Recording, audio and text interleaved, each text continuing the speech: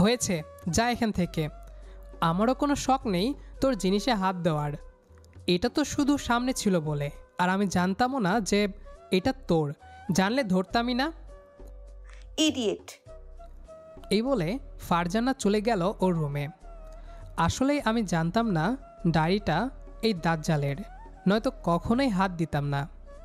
আমি Sanvi Chowdhury, inter second ইয়ারে পড়াশোনা করি, আর এতক্ষণ যার সাথে কথা বললাম সে হচ্ছে আমার খালার দাজ্জাল মেয়ে, মানে আমার খালাতো বোন। সামনে এসএসসি দিবে।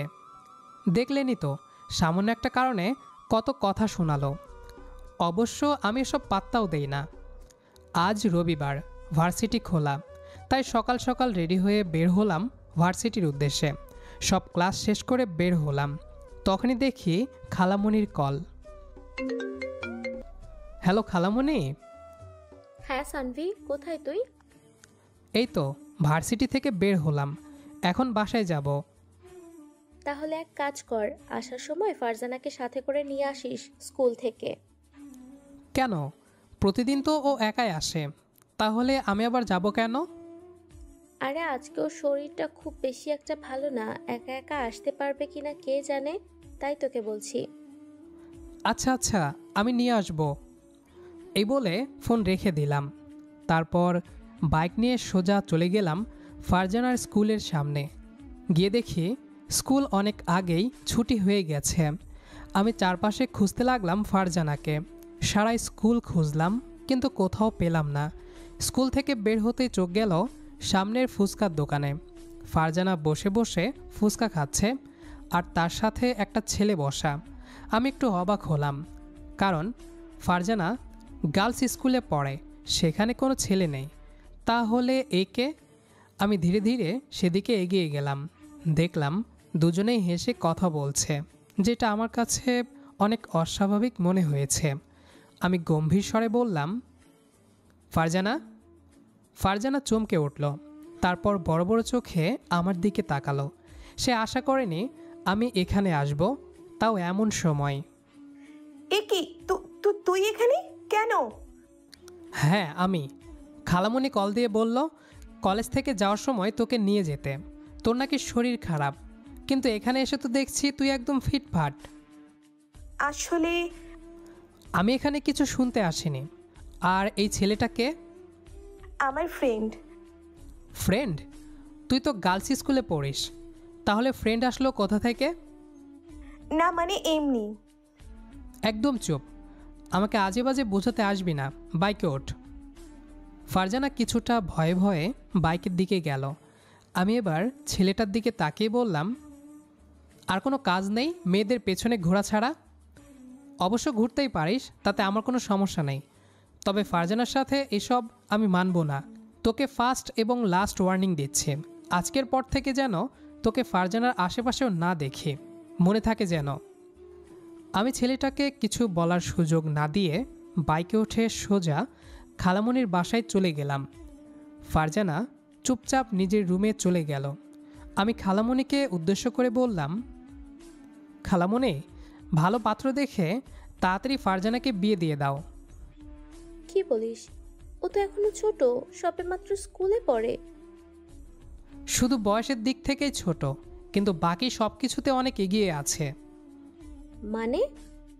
মানে কিছু না, আমার যা বলার দরকার ছিল আমি তা বলেছি, এবং সেটা তোমাদের ভালোর জন্যই। পাত্র দেখা শুরু করে দাও। এই বলে আমি ওদের বাসা থেকে বের হয়ে নিজের বাসায় চলে আসলাম। রাতে ফেসবুক স্ক্রল করছিলাম, হঠাৎ ওই ছেলেটার আইডি সামনে আসলো, যার সাথে আজকে ফারজানাকে দেখেছিলাম। আমি আইডিতে ঢুকলাম। ছেলেটার নাম ইমন। আইডিটা পাবলিক করা, তাই সব কিছুই দেখা যাচ্ছে। আমি ঘুরে ঘুরে দেখতে লাগলাম আইডি। হঠাৎ কিছু পোস্ট চোখের সামনে পড়ল, যেখানে তার কিছু ছবি আর স্ট্যাটাস। ছবিতে একটা মেয়ের সাথে তার ছবি, সেই মেয়ের সাথে রোমান্টিক কিছু ক্যাপশনও দেওয়া। মেয়েটার মুখ হাত দিয়ে অর্ধেক ঢাকা, তাই স্পষ্টভাবে দেখা যাচ্ছে না। আমি একটু অবাক হলাম, সেই সাথে অনেক কৌতূহলও জাগলো মনের ভেতর।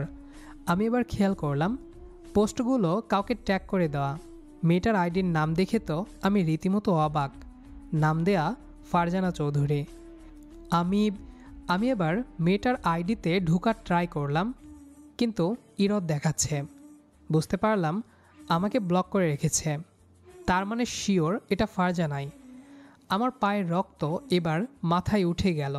ফারজানা যখন বলেছিল ফ্রেন্ড, আমি তাই মেনে নিয়েছিলাম, তবে কিছুটা সন্দেহ ছিল। কিন্তু এখন আমি পুরোপুরি শিওর ওদের মধ্যে কিছু একটা চলছে। আমি পরের দিন বিকেলে খালামণিকে বাসায় ডাকলাম এবং বললাম সাথে ফারজানাকে নিয়ে আসতে। পরের দিন খালা ফারজানাকে নিয়ে আসলেন। আমি সব কিছু খুলে বললাম এবং সেই সাথে ছবিগুলো দেখালাম। খালামণি সহ সবাই অবাক। ফারজানা তো ড্যাব ড্যাব করে তাকিয়ে আছে আমার দিকে। খালামণি বলতে লাগলেন, ছি ছি, এসবের জন্য আমি তোকে পড়াশোনা করাই, আর এসবের জন্য স্কুলে যাস? আরে এসব পথে যেন না যাস সেজন্যই তো এত টাকা দিয়ে গার্লস স্কুলে ভর্তি করালাম। আর শেষমেশ কি না? এখানে খারাপের কি আছে? আমার কি কাউকে ভালো লাগতে পারে না? আর তাছাড়া ইমন খুব ভালো ছেলে। ভালো কিনা খারাপ সেটা বোঝার ক্ষমতা যদি তোর থাকতো তাহলে কি আর এসব করতি? এই ছেলেকে দেখলেই তো মনে হয় গাঞ্জাখোর। স্টপ সানভি, আর একটাও উল্টোপাল্টা কথা বলবি না। এসব তোর জন্যে হয়েছে। কেন লেগেছিস আমার পেছনে? চুপ কর হারামজাদি। একে তো অন্যায় করেছিস, তার উপর আবার বড় বড় কথা বলছিস। সানভি যা করেছে একদম ঠিক করেছে, না হলে আরো কত কি যে হয়ে যেত। সবাই ঠিকই বলতো ভালো ছেলে দেখে মেয়েকে বিয়ে দিয়ে দাও, কিন্তু আমি শুনিনি।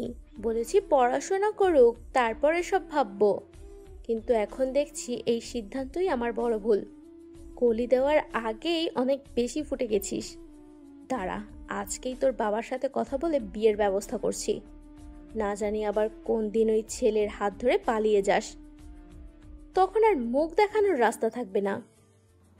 এ বলে খালামণি ফারজানাকে নিয়ে চলে গেলেন। রাতে ফারজানা আমাকে মেসেজ দিল মেসেঞ্জারে, সেই আইডি থেকে। হ্যালো। আরে বাহ, ব্লক খোলার মন চেয়েছে তাহলে? তা এইভাবে ব্লক মারে লুকানোর কি দরকার ছিল?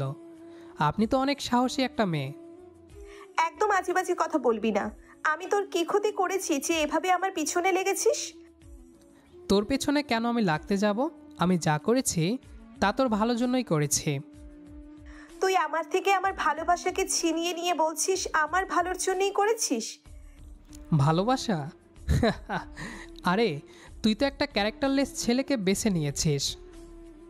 ইমন মোটেই এমন না। নিজের মতো সবাইকে ভাবিস না। নিজের মতো মানে? তুই কার সাথে কাকে মিল করছিস? দেখ সানভি, আমি জানি ইমন আমার জন্য ঠিক, আর সেও আমাকে অনেক ভালোবাসে। একটা কথা মনে রাখিস, ভালোবাসা যদি তোর ভবিষ্যৎ ধ্বংস করে সেটা ভালোবাসা নয়। তোকে এত কিছু বুঝতে হবে না, আমারটা আমি বুঝে নিব। তাই দয়া করে আর আমার রাস্তায় আসিস না। আমি তো তোর কোনো ক্ষতি করিনি, তাহলে কেন এভাবে আমার সুখের মাঝে বাধা হয়ে দাঁড়াচ্ছিস? কি?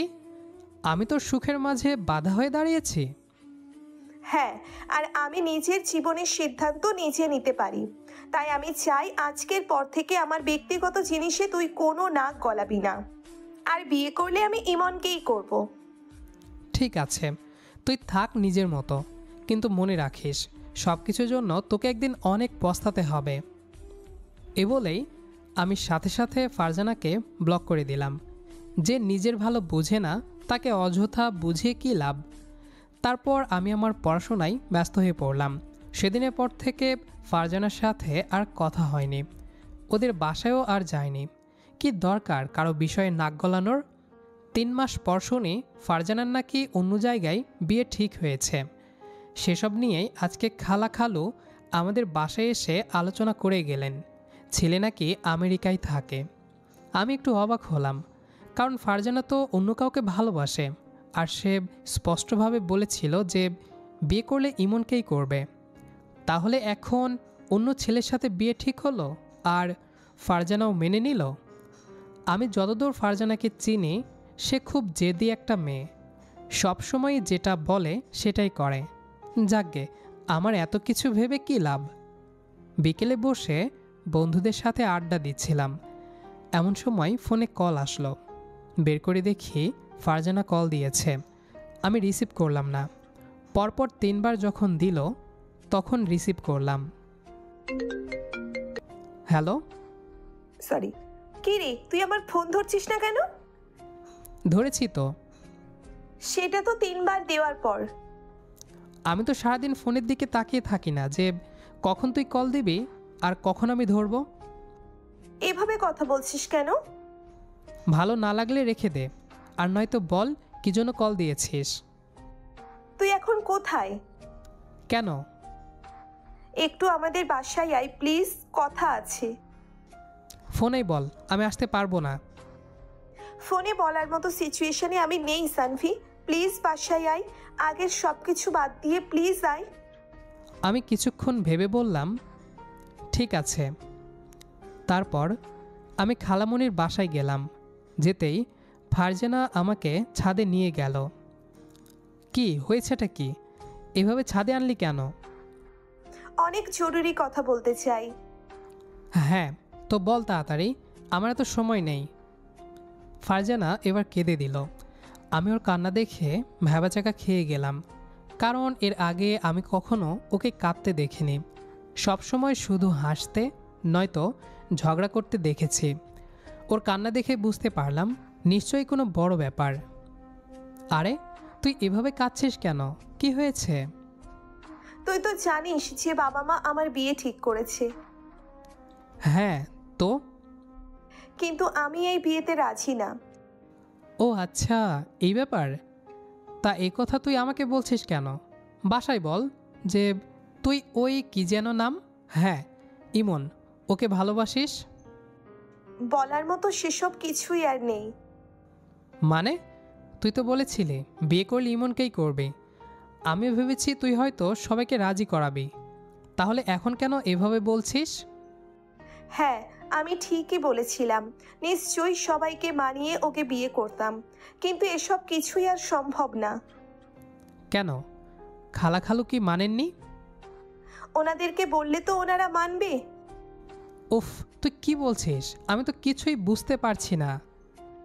ইমনের সাথে আমার ব্রেকআপ হয়ে গেছে কিছুদিন আগেই। হোয়াট? হ্যাঁ, কিছুদিন আগে জানতে পারি সে তার এক কাজিনের সাথে রিলেশন করে, তাও 3 বছর ধরে। আর এদিকে আমার সাথেও রিলেশন 1 বছরের। সে শুধু আমার সাথে টাইম পাস করেছে। কথাগুলো বলেই ফারজানা আরও কাঁদতে লাগলো। তো এখন কান্না করছিস কেন? যা হওয়ার তা তো হয়েই গেছে। আমি তোকে আগেই বলেছিলাম, কিন্তু তুই শুনিসনি আমার কথা। যাকে সেসব কথা, আমার মতে ভালোই হয়েছে, সব কিছু সামনে এসে গেছে। আর তাছাড়া খালা খালু যে পাত্রের সাথে বিয়ে ঠিক করেছেন সে আমেরিকা থাকে। তোর জন্য তো ভালোই, যা গিয়েছে তার থেকে অনেক ভালো কিছু পেয়েছিস। আমি এই বিয়ে করতে চাই না সানভি। কিন্তু কেন? ছেলে আমার পছন্দ না। তা তোর কেমন ছেলে পছন্দ? ওই ইমনের মতো গাঁজাখোর? সানভি প্লিজ ওই প্রসঙ্গটা আর সামনে আনিস না। তাহলে কি সমস্যা বল? আমি চিনি না জানি না, বাবা মা হঠাৎ কোথাকার কোন ছেলের সাথে বিয়ে ঠিক করে দিল। চেনা জানার জন্যই তো বিয়ে ঠিক করা হয়েছে। উফ সানভি, তুই বুঝতে পারছিস না বিষয়টা। যেই ছেলের সাথে বিয়ে ঠিক করেছেন আমি তাকে এখনো পর্যন্ত সরাসরি দেখিনি, শুধু একবার ফোনে কথা হয়েছে। এখন এই ছেলে ভালো কি না খারাপ সেটা আমি কি করে বুঝবো? তো বাসায় বল সেই কথা, যে তুই আরও ভালো করে জানতে চাস। আমি এই বিয়েই করতে চাই না, এটাই সোজা কথা। তো সেটা খালা খালুকে গিয়ে বল। বাবা মা কোনো দিনও আমার কথা শুনবে না, আমাকে ভুল বুঝবে। তো আমাকে কেন ডেকেছিস? একটা হেল্প করবি? কি? বাবা মাকে তুই একটু বুঝিয়ে বল না যে আমি এই বিয়ে করতে চাই না। তোর কথা অবশ্যই ওনারা শুনবেন। মাথা খারাপ নাকি তোর? আমি কোন মুখে এই কথা বলবো? 100টা প্রশ্ন করবে। কিন্তু আমি তো এই ছেলেকে বিয়ে করতে চাই না। তো কাকে বিয়ে করতে চাস? হঠাৎ কারো কণ্ঠে দুজনেই চমকে গেলাম। তাকিয়ে দেখি দরজার পাশে খালামণি দাঁড়িয়ে আছেন। ওনাকে দেখে ফারজানা অনেক ভয় পেয়ে গেল। আমি এতক্ষণ সব কিছুই শুনেছি। তা কাকে বিয়ে করতে চাস তুই? এত ভালো একটা ছেলের সন্ধান আনলাম আর তাতে তুই রাজি না? আমি অপরিচিত কাউকে এভাবে হুটহাট বিয়ে করতে পারবো না। চিনি না জানি না তার সাথে তোমরা আমার বিয়ে ঠিক করে দিলে। তোর জন্য এখন চেনা জানা ছেলে কোথায় পাবো আমি? এই ছেলের সাথেই তোর বিয়ে হবে। দেখো আম্মু, আমার শেষ কথা, আমি ওই ছেলেকে বিয়ে করতে পারবো না। আর যদি তোমরা জোরাজুরি করো তাহলে আমি উল্টোপাল্টা কিছু একটা করে বসবো, বলে দিলাম। এই বলে ফারজানা হনহন করে চলে গেল। খালা আমার দিকে এগিয়ে এসে বললেন, তুই এখন বাসায় যা। আমি আর কিছু না বলে সোজা বাসায় চলে গেলাম। সন্ধ্যায় খালা খালু এবং ফারজানা আমাদের বাসায় আসলো। সবাই বসে কি যেন আলোচনা করছে। আমাকে আর ফারজানাকে অন্য রুমে যেতে বলেছেন। আচ্ছা, সবাই কি এমন আলোচনা করছে বলতো? আমি কি করে জানবো? আমাকে কি কেউ কিছু বলেছে নাকি? তখনই খালার ডাক পড়ল। আমি আর ফারজানা সেদিকে গেলাম। দুজন বসো, গুরুত্বপূর্ণ কথা আছে। আমি আর ফারজানা বসলাম। খালা বলতে লাগলেন, আমরা সবাই মিলে সিদ্ধান্ত নিয়েছি যে এই ছেলের সাথে ফারজানার বিয়ে হবে না। এই কথা শুনে ফারজানা খুশিতে গদগদ হয়ে গেল। থ্যাঙ্কস আম্মু। আমার কথা এখনো শেষ হয়নি। বিয়ে তোর হবেই, তবে ওই ছেলের সাথে না। মানে আবার কার সাথে? তুই না বলেছিস যে অচেনা অজানা কাউকে বিয়ে করবি না? তাই আমরাও তোর সিদ্ধান্ত মেনে নিয়েছি। আর তাই সবাই মিলে ঠিক করেছিস সানভির সাথে তোর বিয়ে হবে। খালার মুখে এই কথা শুনে আমি আর ফারজানা একে অপরের দিকে তাকালাম। দুজনে চোখ বড় বড় করে তাকিয়ে আছে। হোয়াট? এসব কি বলছো খালামণি? যা শুনেছিস তাই। আর এটা আমার একার সিদ্ধান্ত না, আপা এবং দুলাভাইও রাজি। তোমাদের মাথা ঠিক আছে? তোমরা কি বলছো? ফারজানাকে বিয়ে করব আমি? এটা কখনোই সম্ভব না। হ্যাঁ, আমার পক্ষেও সম্ভব না ওর মতো শয়তানের হাড্ডিকে বিয়ে করা। কি? আমি শয়তানের হাড্ডি? আমি যদি শয়তানের হাড্ডি হই তাহলে তুই শয়তানের দাদি। এই চুপ কর তোরা। আমরা যা বলেছি তাই শেষ সিদ্ধান্ত। এখন আবার তোরা হুমকি দিস না আমাদের যে এইটাই করব ওইটা করব। এসব বললেও আমাদের সিদ্ধান্ত পাল্টাবে না। আমি ফারজানার দিকে অগ্নি দৃষ্টিতে তাকালাম। সে কি বলবে কিছুই যেন বুঝতে পারছে না। তারপর আর কি, বিয়ে ঠিক করা হলো।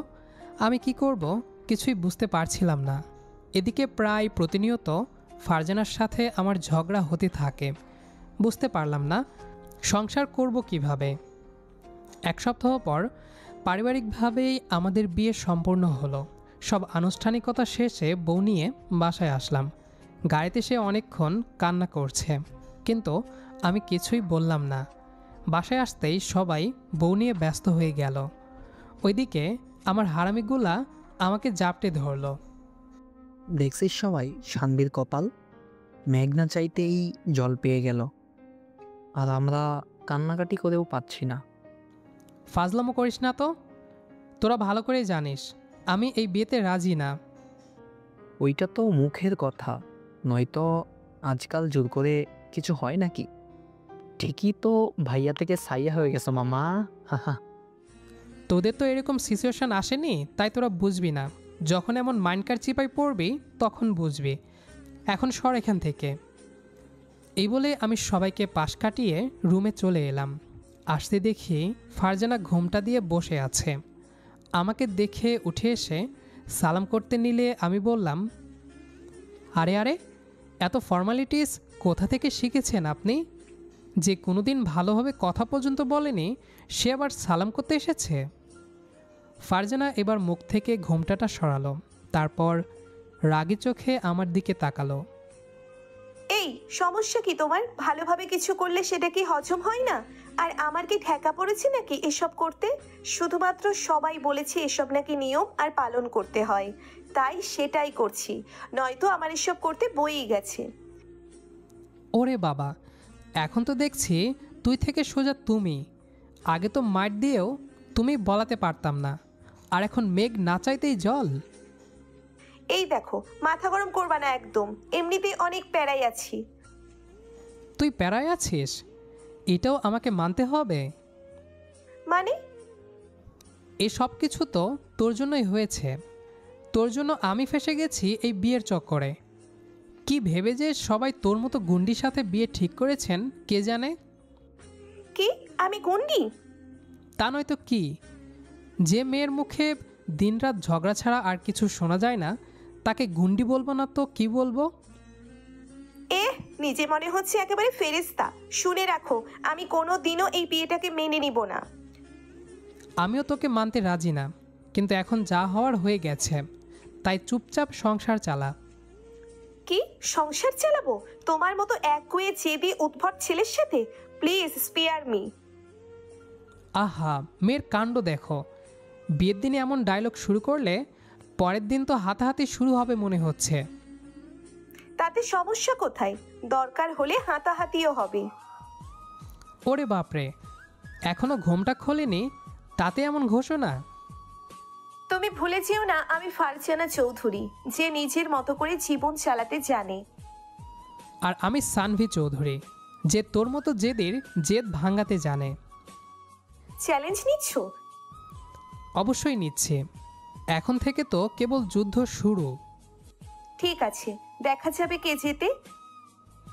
মনে রাখিস, আমি কিন্তু হার মানি না। আর আমিও না। এভাবেই দুজনে বকবক করে সারাটা রাত কাটালাম। মনে হচ্ছে এটা বাসর ঘর না, এটা যুদ্ধক্ষেত্র, যেখানে দুজন দুই পক্ষের হয়ে যুদ্ধ করছে। আপনারাই বলুন, এমন গুন্ডি মেয়ের সাথে কি সংসার করা যায়? কথায় কথায় শুধু ঝগড়া করে। তবে কি আর করার, এখন থেকে তো একে সারা জীবন সহ্য করে যেতে হবে, তাছাড়া আর কিছুই করার নেই। এদিকে আবার ভালোই লাগছে, এখন থেকে কিছুটা প্রতিশোধও নিতে পারবো। সারা জীবন যেভাবে জ্বালিয়েছে সবগুলো এক এক করে উসুল করব।